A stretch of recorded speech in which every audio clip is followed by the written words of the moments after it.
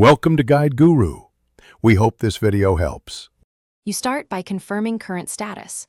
Open Settings, go to Battery, then Battery Health and Charging to note maximum capacity and peak performance. Once done, make a full backup to iCloud or your computer so settings and data are safe. Make sure your iPhone is updated to the latest iOS and then perform a restart.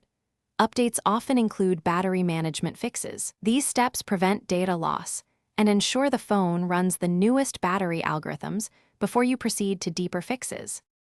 Next, you address software-level causes.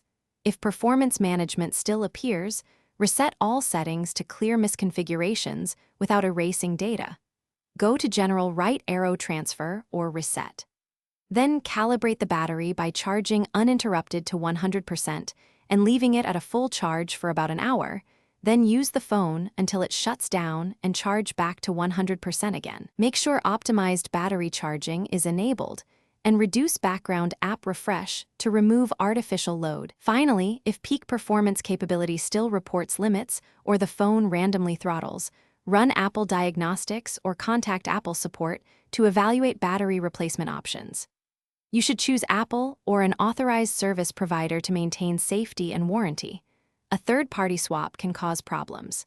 If you go to Service, record the symptoms, when they started, and your iOS version to speed diagnosis. One troubleshooting tip: if diagnostics contradict your observations, recreate the problem while on call and screen record battery log.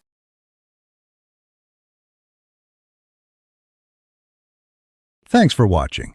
Consider subscribing if we helped you today.